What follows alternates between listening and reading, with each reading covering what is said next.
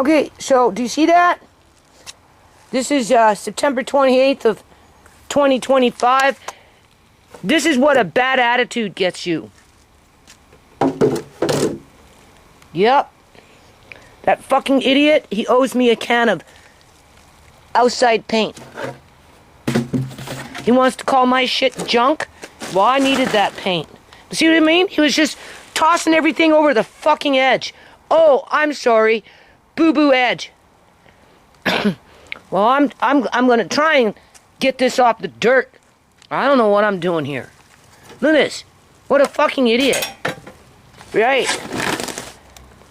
And I want to go show James. Yep. He owes me $20 fucking. Give me back my money. You never fucking earned it. You came with bad attitude, you emotional vampire, playing stupid games, making time with me, telling me you're gonna do this, you're gonna do that. You bail ship. How many times did this dude bail ship? Too many times to count. I think it's recording. You have glasses on? Look, I don't know.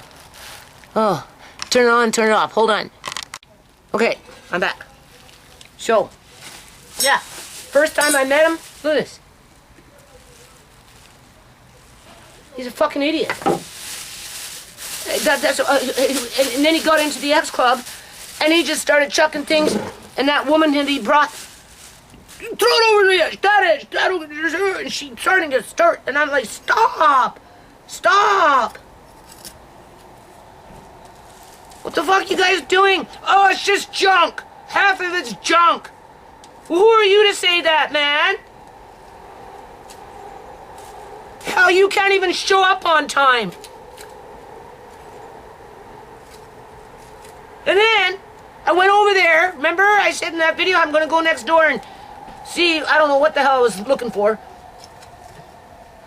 I go over there. He's doing something.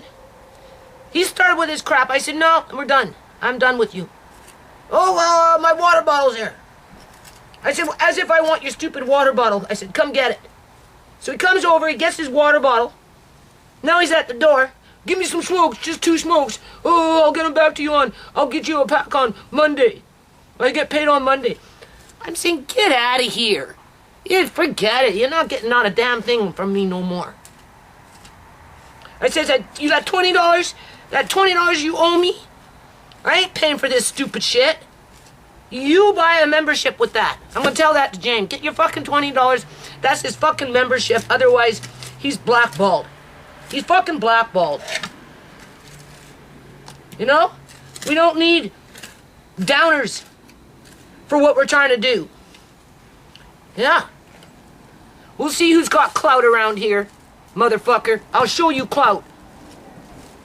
I told him I don't got time to play stupid games. First time I went there, I said, oh, James, I need somebody to work. Work. I'll work right now. I said, right now? Really? He goes, yeah. I said, okay. So we come over. He looks. What is this? It's food. Well, what the hell? Did he raid my fucking freezer? I wouldn't be surprised. We look. I tell him, okay, blah, blah, blah. Oh, well, I don't want to start right now. You know, where's the camera? I don't want to start right now. I'll come back tomorrow. I said, okay, no problem. It's just pulling morning glory. Did he show up? No. Left some stupid message on the machine. And then when I talked to him, he started giving me some stupid song and dance. Okay, no problem. Well, I'll be by tomorrow. This is the 3rd time now, right? Didn't fucking show up then either. And I'm like, okay, well, I ain't gonna stress, don't worry, it's nothing. This is nothing, you know, no emergencies, whatever. Andre says, oh, Nana, this is such nice blue paint. I said, I know. It's old paint, but I could have mixed it in with that outside paint. Whether I get it done this year or next year, this is not going bad, right? To make it... Oh, it's Brucey here, right? And then he calls me back, oh, I'm coming at 10 o'clock in the morning, blah, blah, blah, blah, blah. Oh, yeah, right, sure, 10 o'clock in the morning came, he never fucking showed up. And then when he did finally show up, after doing whatever he was freaking doing, he did this. And like I told you, I've had guys, lots of guys, different kind of guys. I don't even know if that's working. I had lots of different guys over the years work on this property. I knew he was trouble just with his attitude. And when he was doing whatever he was doing, I said, no, like, you gotta stop. You're over, going too fast. And you're just, right? I don't want things. We just, freaking Abdul and Farfoo and I, we just cleaned it up in here. Why the hell do I want you throwing everything off the freaking balcony? Oh, well, it only makes sense that we can go down there and sort it out and, oh, my God. And don't micromanage me. He's getting all moody and stuff. And I'm like, okay, so I go back inside. Now we're in the X Club, and he just started all over again with his stupid self. Got this woman wanting to throw things over the freaking balcony where my son's car is, and now I'm out here scooping up stupid paint that I could have used. Look at this.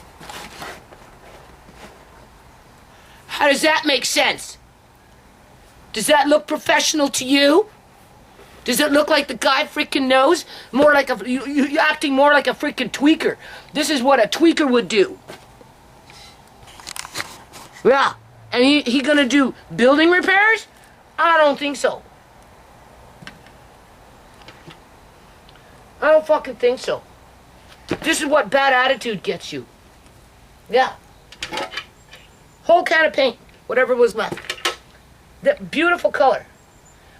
Clearly, it was still usable.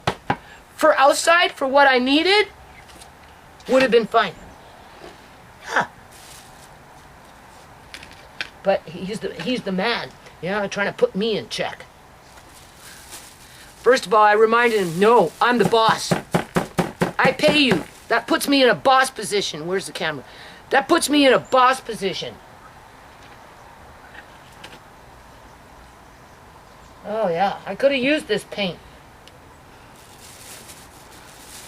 And I told him, don't be throwing things that look like they can be washed or they're salvageable. Because I don't have that much money, and I'm trying to just utilize with what I have left. I can't afford to be paying. And what does he do? He's wasting my shit.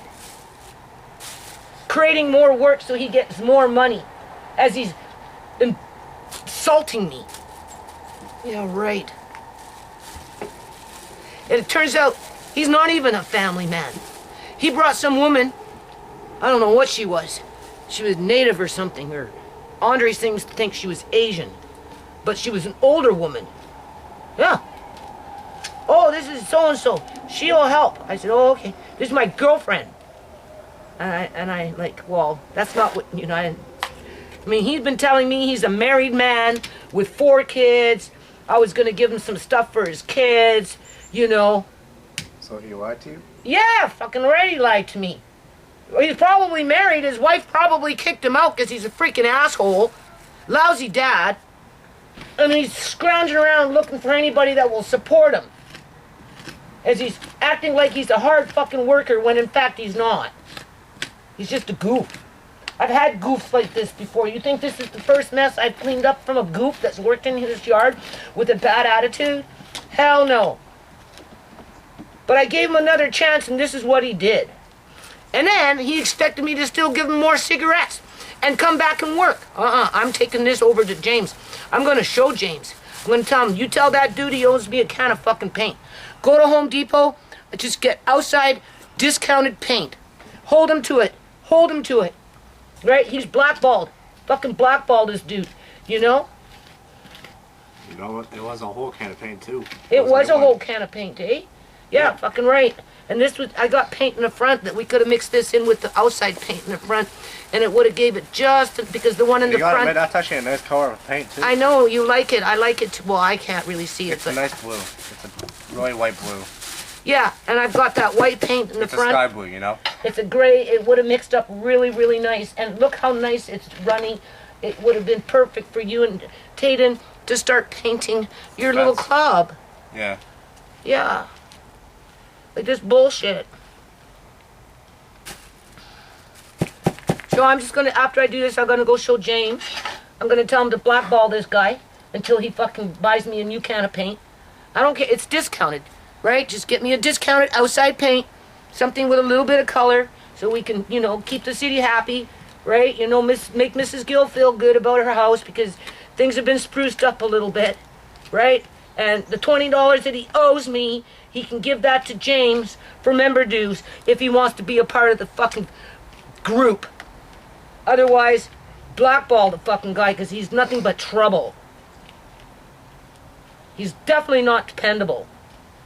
He running his mouth like he's a man when he's more like a freaking bozo. Okay, you're going back inside. Yeah.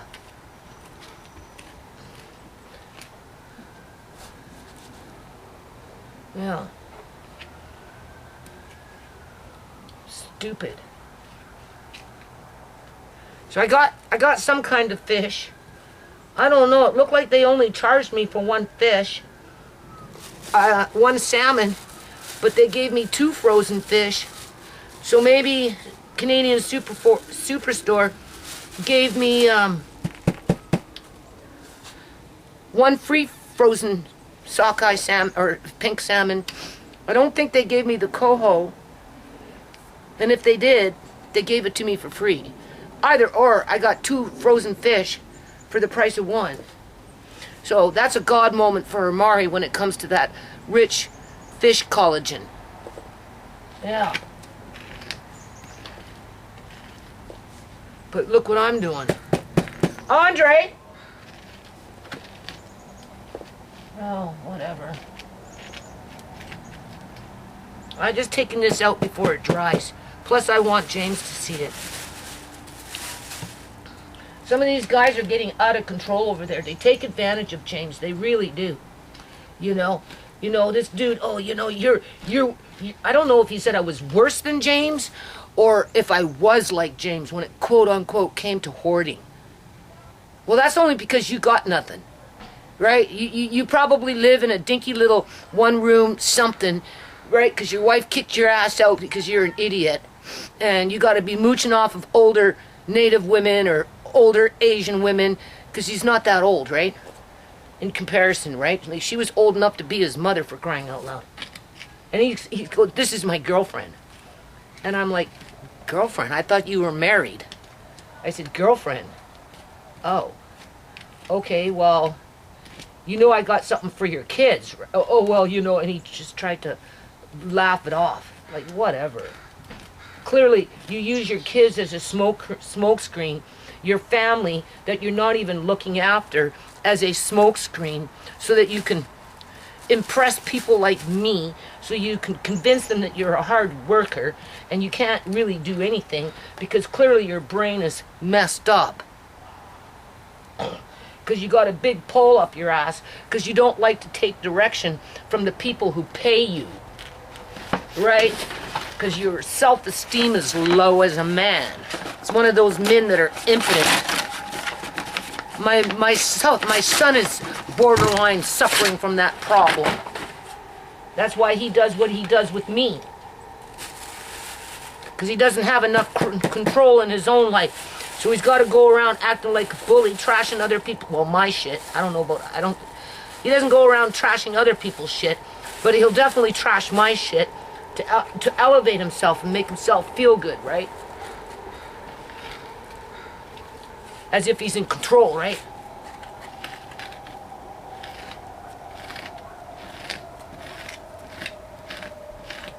That's what you call an impotent man. Impotence doesn't have to mean that they can't get an erection. It just means that they're not very successful as men in life.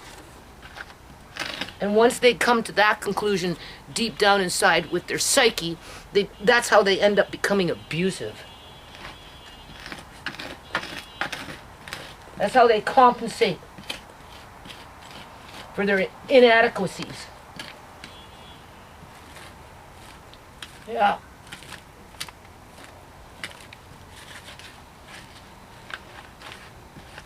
their insecurities or whatever the hell it is. So I'm not giving my son that turkey. And because, I don't know, they didn't give me everything that I wanted, I could do another $300 shop, get another free turkey, and give it to my son just because. I didn't get my bird food. I got my bird feeders though, because after we're done with this yard, hey, he's even throwing freaking glass around. I'm surprised that didn't break.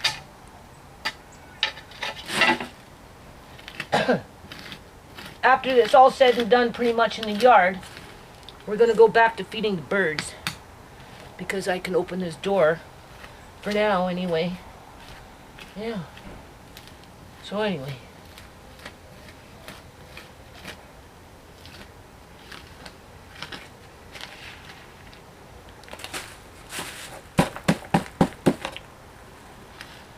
I'm trying to do something positive over there.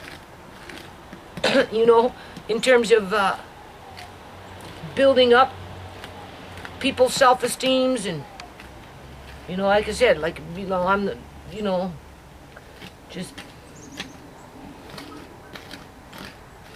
everybody, yeah, he just taking advantage of James.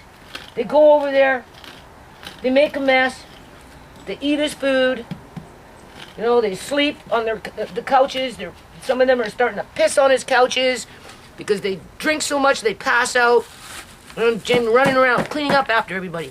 He's like a dish maid. I'm gonna tell him today. You know, James, you're like a freaking dish maid like me. I watch you, and you're the only one. Sure, you get a few guys sweeping the floor and, you know, doing this, mopping that. But at the end of the day, you're the only one that's going around cleaning up after everybody.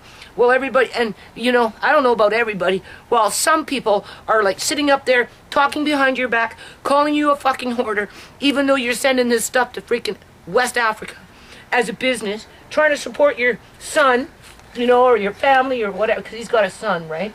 You know, holding down the fort, not only for your own son and your, you know, whoever's close to you, but you allow people to come to your house, right? You use your property so they can act like fucking idiots,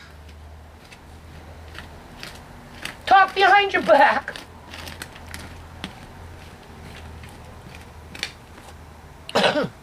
Yeah.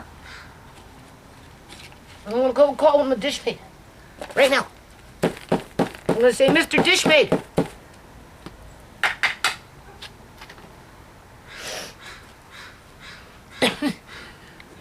Ugh. You leave that there, and when fucking Gabe shows up, James can chew him out. Yeah. I don't want that guy talking to me no more. I show up, fucking move away from me. I don't got time for idiots. I really don't. I've had enough idiots on this property working, making a mess, making their money, and then leaving a mess after they destroy shit. Take my money. To hell with you. Okay. Now I need to get somebody over here to clean this mess up. We'll see. We'll see. We'll see where everybody's at. I can't really see. I don't know. I got other things to do. But this obviously has to be dealt with, right? Alrighty, so I'm gonna finish this video. The only thing is, what's in front is just me outside cleaning up paint that Gabe threw over the frickin' railing.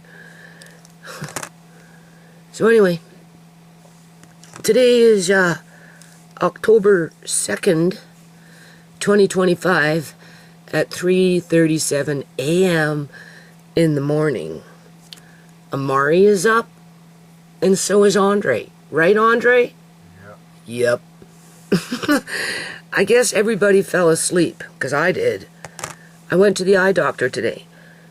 So what I've decided to do is talk about it on this video, and then at some point we'll all take a nap, alright? As I keep asking Andre to go to sleep, and He said he already slept, and Amari's in there making little noises. So, and obviously I'm sitting here. So at some point in the next few hours, anyway, we're going to get tired, and we'll all probably take a nap at some point. And then when I get up, I'm getting into that turkey. That's what I told Andre. I'm going to do this video now, and then the next video will be starting with the turkey, because I got to get up on it ASAP. I'm still on the fence with the deli meat, but it's just a matter of gathering up the stuff, right? So, you know, I could put the meat off, I suppose, till tomorrow. I could get everything ready, because I got to debone the turkey. I want bones. Andre can get the chicken claws, and then we're going to start stewing that. And then I'll have big pieces of turkey meat that I can't refreeze because it's already been frozen, but I can cook it either into a deli meat and just try it out, right? But I have to go hunting for the spices, and I have to go find the other box with the other little ham thing in it. But anyway, right? We'll just play it by ear, or I'll just can it, one or the other. I won't know until tomorrow, after I get the bones in the pot and da-da-da-da, and then I've got this meat, and I'm going to look at it, and then I'll see how I feel, because that's pretty much what it boils down to.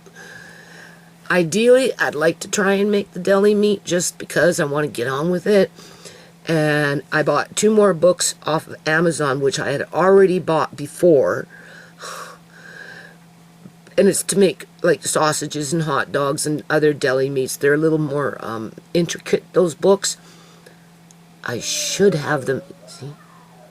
You little bugger, eh? What are you doing awake? Why are you awake? You were sleeping when I got up.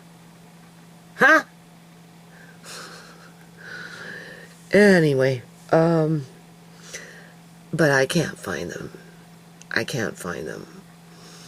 I don't know if that smash and grab Rhea took them, because she was moving books around when she was doing what she was doing, because I noticed it, right?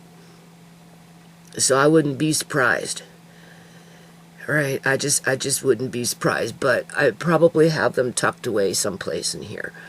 So I told Andre, listen, if we find them, and we have 2 sets, because they're a little more expensive, between the 2 of them, one's $38, not including tax, the other one's $40, not including tax, so $80, so $90 for 2 books, right?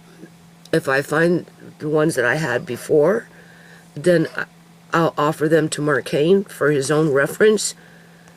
If he doesn't want them because he doesn't have time for it, and yada-da-ya-ya, well, then I can always resell them at a lower discount, because, you know, I never used them really. I never really got a chance. But I don't want to lose that momentum. So I need those books so I can get focused on starting to make homemade deli meats, hot dogs, with or without nitrates. You know, you could do salamis and those kind of things, right? I'm just saying. I told Andre, if we learn how to start doing this stuff, then maybe next spring I'll buy a smoker, an electric smoker. They're only like $350, $400, right? And that would be like the second stage of learning how to do that stuff. Like this is it's like a survival skill, where, you know, you can not be so dependent on supermarkets to provide those types of foods, which oftentimes have a lot of fillers, yada-da-ya, to where you can make your own quality food within a refined budget, right? In terms of, okay, I'm going to make sausage, so I got to budget in $400 worth of meat. That's what I mean by refined. You've refined it down to a $400 pop with a whole bunch of meat that you process all at one time, and you get X amount of product, right? And then depending on how you preserve that product, you know, whether it's freezing, canning, curing smoking, right? You know, it can sustain life in a more meaningful manner. Speaking of that, sustaining life in a more meaningful manner, I went to the eye doctor today. Well, yesterday. And oh my God, talk about reality hitting you in your face. I'm like, what did you say? Okay, so here we're at. This is where we're at with my eyes. No shame to my game, okay?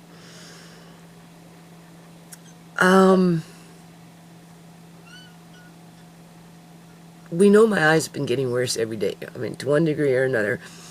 Some days it's more noticeable than others, and there's never no going back. In other words, you can look back, you can remember, but you can never go back. You can never get your eyesight back. So the worse it gets, it never gets better because you can't go back and make it better, right? So, you know, you have to soldier up. You have to soldier up and discipline your mind to accept that fact. All right, that's the first thing, okay? All right, so he ran me through the whole series of tests all in a row. Boom, boom, boom. Like I did 3 of them. 1, 2, 3, well, 4 really. But with machines, I'm pretty sure it was just 3 tests. 4. He did 4 of them. And then I went and seen him, and he looked in my eyes, whatever, did the pressure, right? The pressure is coming out at 21/38.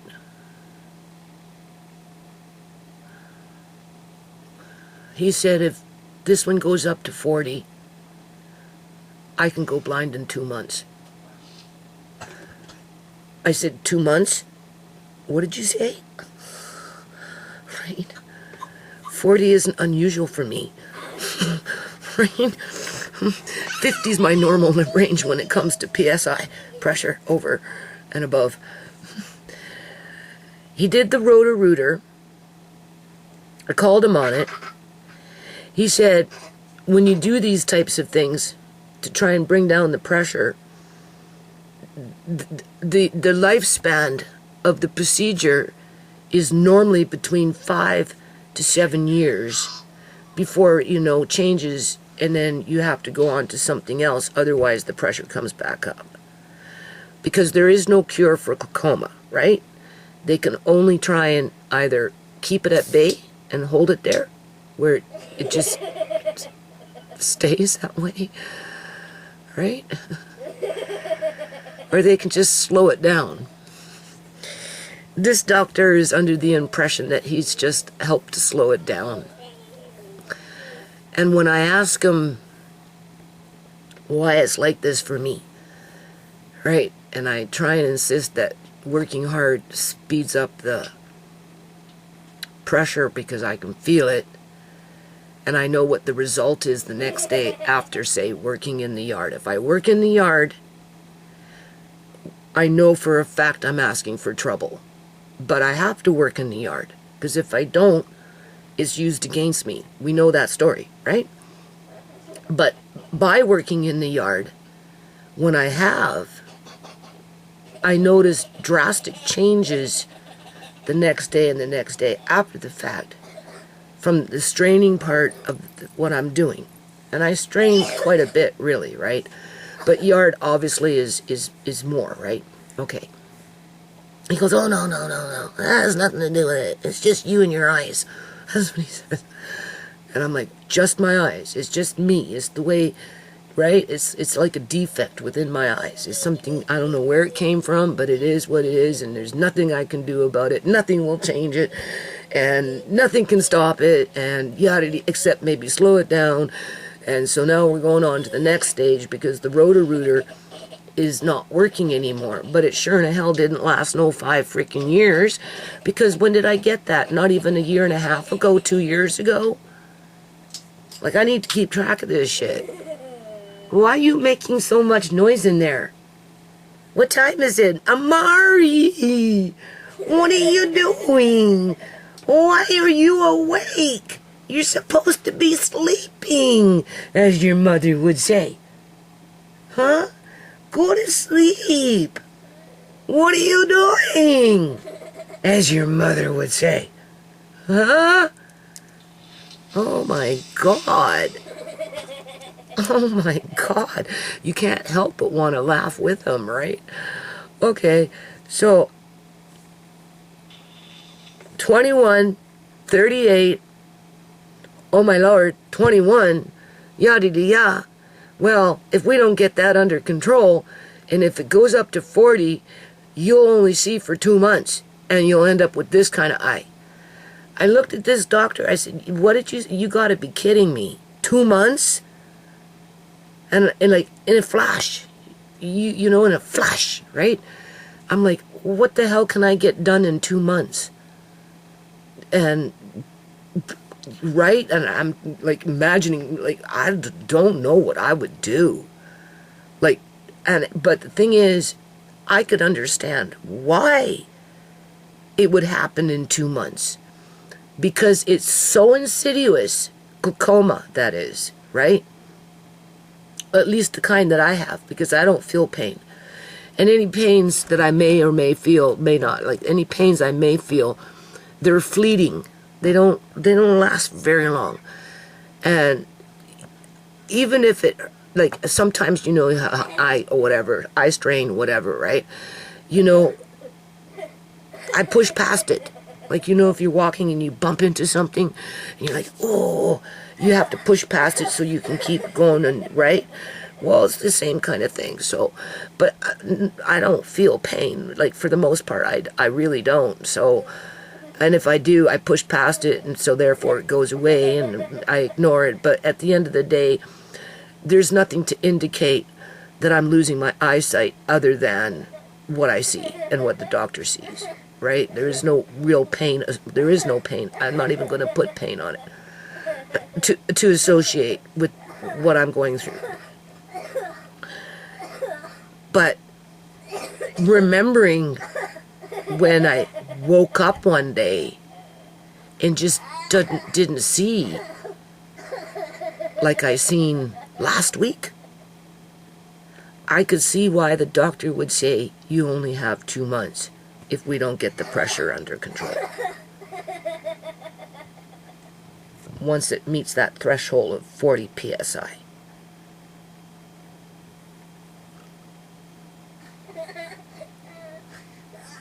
On April 22nd of whatever it was, when they blew out Debbie's house with the federal SWATs and the super soldiers and kidnapped that dude, to April 31st or whatever, like the end of the month.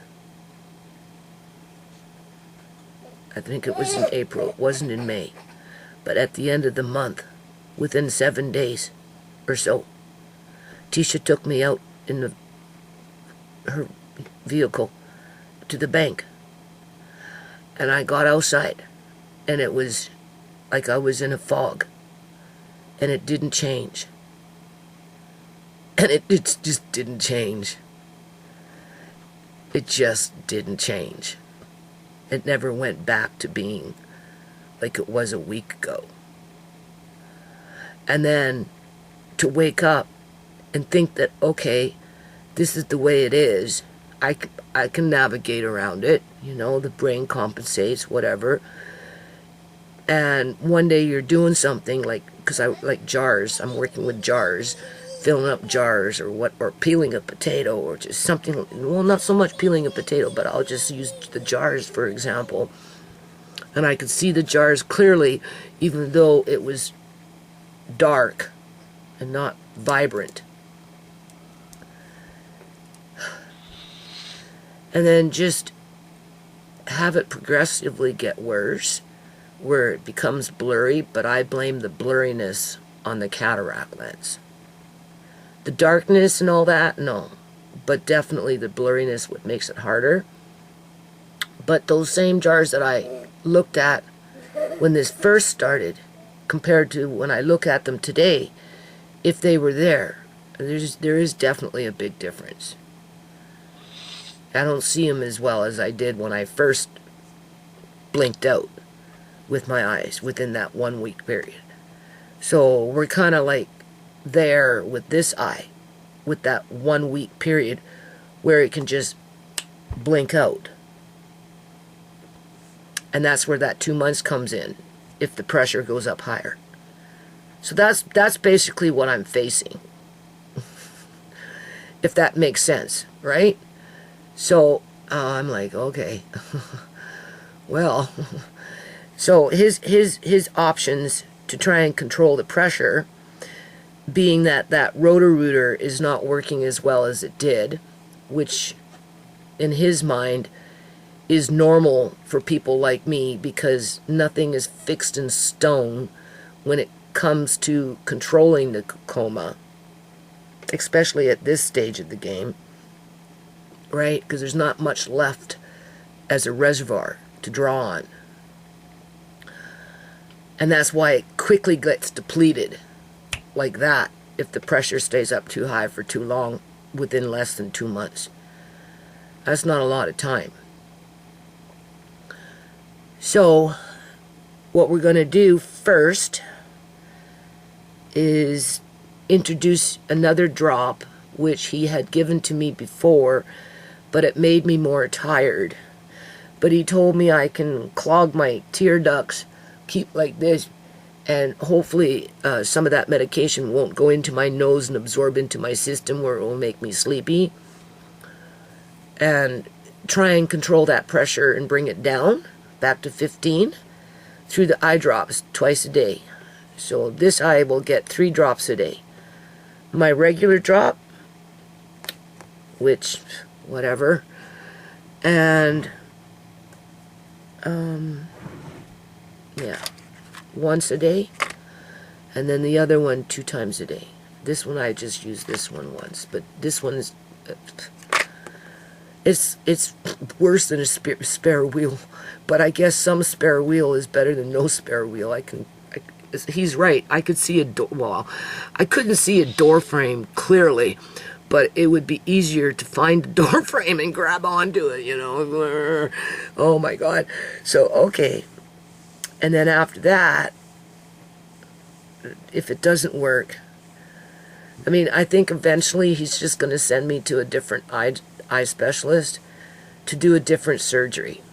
We're trying to put off surgery with some sort of drainage tube, or I don't know. He gave it a name. I think there's a couple of options you can do.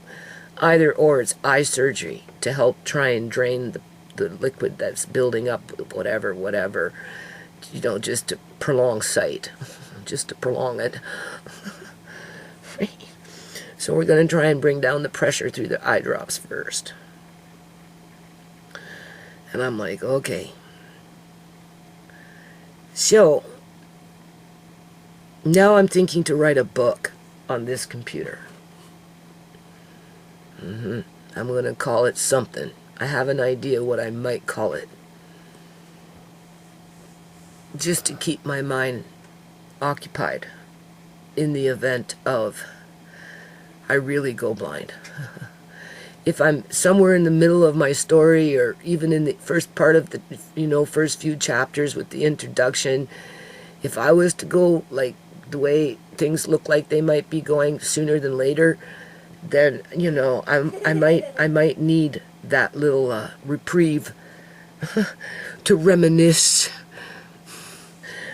whether they were good days, like the good old days, or whether they were bad days, right? Because I had a lot of those, you know, over the years. You know, I just think that might be a good idea. So, yeah, I'm thinking to start on this computer. So I'm going to work on clearing all of this out. And I'm going to make this my writing book computer, and on anything else I might do on it. But definitely writing a book. Because because I have another computer at the end of the table. It's a Windows, I'm pretty sure 7, and it already has certain things in it, and I want to just hook up a little printer to it. Just a standard little, cheap printer, which I have right here sitting in a box. And I want to put in a couple of my CDs, Rita Rabbit, right, for Leia May and Kyrie, and see if I can get that, just, right, maybe one with I have like play and print CD, right, where they can print out their own picture. So that's, try and catch these moths, Andre. That's what I'd like to do with that one down there. So that's why I'm choosing this one, to write a book while I still have time. And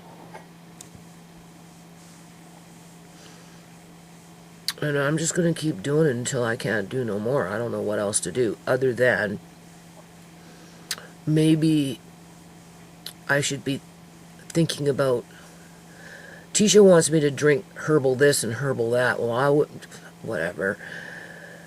Like we're dealing with a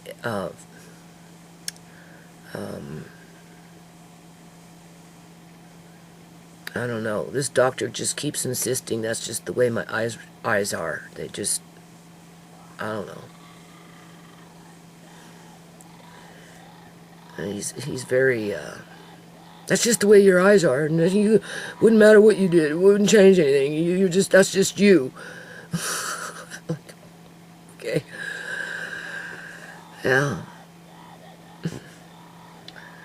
And he's the doctor. He would know, right? I mean, like, why would there just be...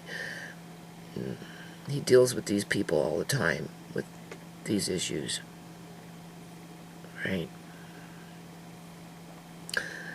Well, I am just going to, at some point, I'm not ready yet, but soon, lay back down, see who's sleeping, try and get the rest to sleep if they're not sleeping by the time I lay down. I get up in the morning and I'm hitting up that turkey. And then I'll just start a new video around the turkey and those chicken claws, and we'll just see where it goes with it, right? In terms of what I'm going to do with the turkey and how the chicken claws collagen turns out. Yeah, and I'm just going to keep picking away at things. I got into that bedroom and I kind of like, well, tried to organize a bit in terms of put the fabrics with the fabrics, and because all my clothes I had just thrown into bags, right? So I kind of got them a little more organized in terms of, they're out of the bags and they're in a basket, and but they have to still be sorted out, right? And I'm looking for certain types of fabrics that I know was in there. I haven't found what I'm looking for yet. That's not to say that it's not in there, but I pretty much know the vicinity where they were at, and just like I said, there's just certain types, right? And I don't see them, so I don't know if they're missing or not. And I'm trying to figure out how to coordinate to start selling some stuff, right? But it's difficult when you're like doing that daily grind with the laundry and the cooking and the cleaning, yada-dee, yada-dee, yada-dee, yada-dee, yah. Right? I'm just saying. So, whether I ever get a chance to sell my shit on my terms, or if I end up standing looking off into the yonder, seeing somebody walk to the garbage can with a hoodie on so that they can hide their face, and throw my clothes out on coat hangers, and I'm like, practically as blind as could you possibly be. You know, what could I do to stop that? And when I get to that point where, you know, I'm on my second spare wheel on this side of the horizon. Oh, and I'm like, okay, Judy, this is where you have to take control of your destiny. Yeah. Don't let bad dreams define your future.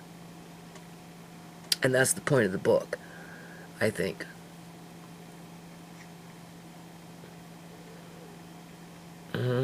Take it from the beginning. You know, call people out for what they are.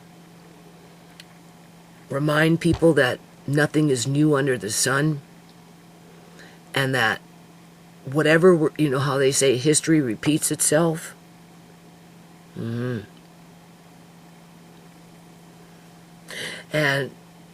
I would touch base on subjects like slavery when it comes to history repeating itself. And I know lots of people would agree that whatever a large majority of the general population is going through under that manufactured poverty is just a repeat from what was going on in the 18, 17, and 15, and 1600s when it came to slavery. Well, they said 250 years, so 1600s, 1700s, 1800s. Right up until the early 1900s. But slavery never really ever ended.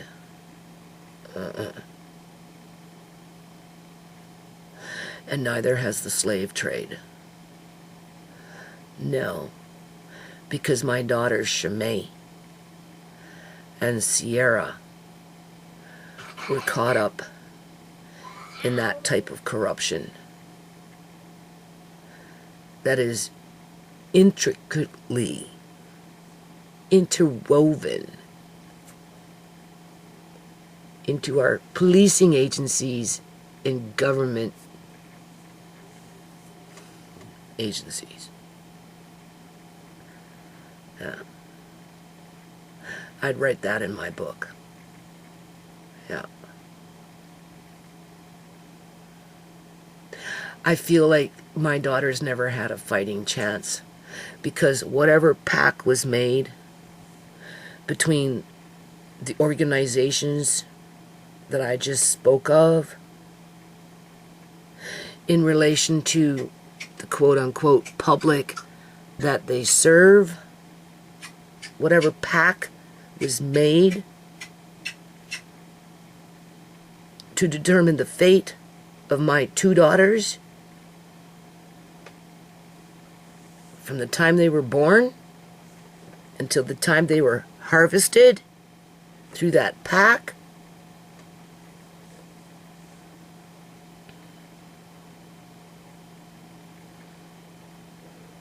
To me, it's just slavery. It they just did it a different kind of way. That's all. Yeah.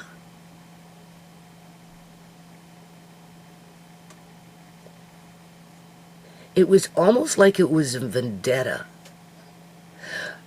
And I can't say the Canadian government or the provincial government in terms of public union sector workers that had the vendetta, as I would say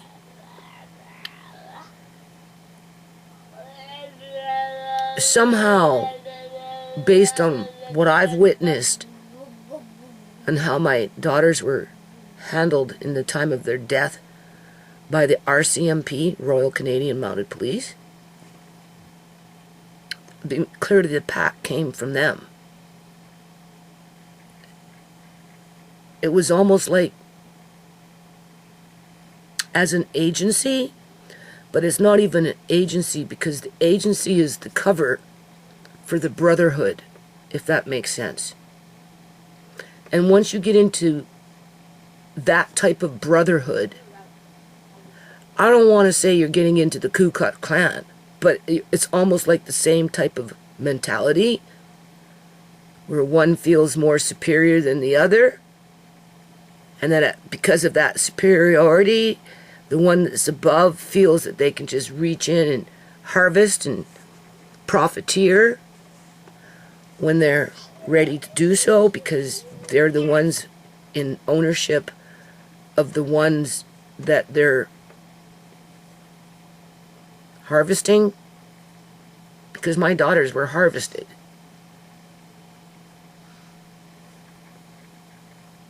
And there's only one brotherhood that would benefit from that,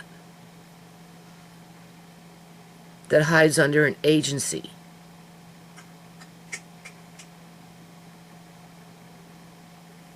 So history repeats itself when it comes to slavery, because I feel like my daughters when they were born, they never had a fighting chance to begin with, because they were already allotted for something else. It was just a matter of time before their number was called. That's what I would write in my book. How I'd write it down, I explained to Andre. When you start writing, it's harder to write what you're thinking, per se, and what you're saying. It just, right? It's easier to talk. Anybody can talk. But take it to pen and paper. How I'd write that down, where, you know, it's, right? I don't know yet. I just know that it's an important fact. It's a fact that needs to go into my book. And then I provide the documentation around it.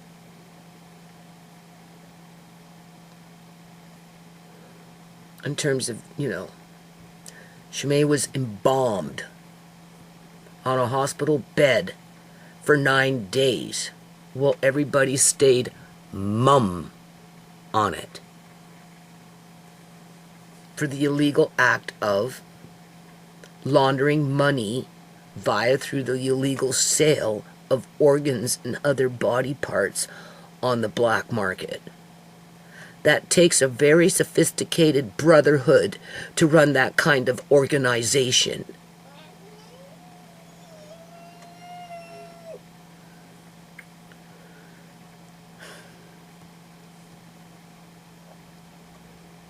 That's only a chapter in my book.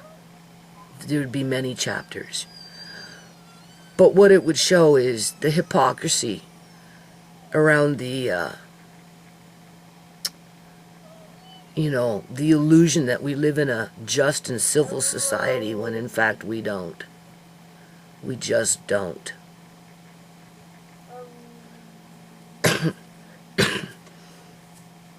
Because if we did,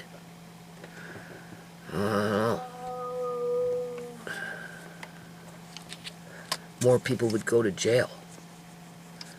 Yeah, and less people would get murdered. Anyway, so I'm going to try and write a book. What do they call it? Autobiography? Set the record straight. Huh.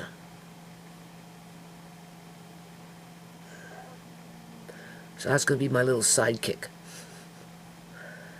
What time is it? Amari, go to sleep. Why are you awake? Nana's got a busy day today. What time is it? Oh my lord. It's 15 minutes after 4 in the morning. Yeah, and my little bunchkins in there making noise. Alright, so that's the end of this video. So currently I'm not at that 40% PSI. I'm at 21 and a bit. He did that, to read how many octave nerves approximately. Well, it came out, I had 15 in this one. I mean, this one's a dud, so I don't know. And I said, wow, 15? Isn't that better than 13? He said, oh, it's just, it's not a fixed number. It's just within that range, blah, blah, blah, blah. Oh, okay. So we're still between 13 and 15, but for whatever reason, things have gotten darker. He insists that the lens is clear and that whatever Marcane sees, or Tisha or Andre, whatever, they don't know what they're looking at because he's the one coming in with the machine and can tell that the lens, quote unquote, the cataract's lens is functional. Although I would tend to disagree. Okay? And if I haven't lost any more octave nerves, then why has it gotten darker?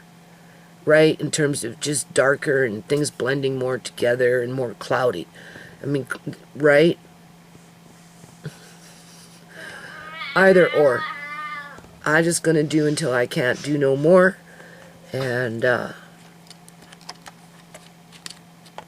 going to come back with probably me standing at the sink cutting up this turkey. Yeah.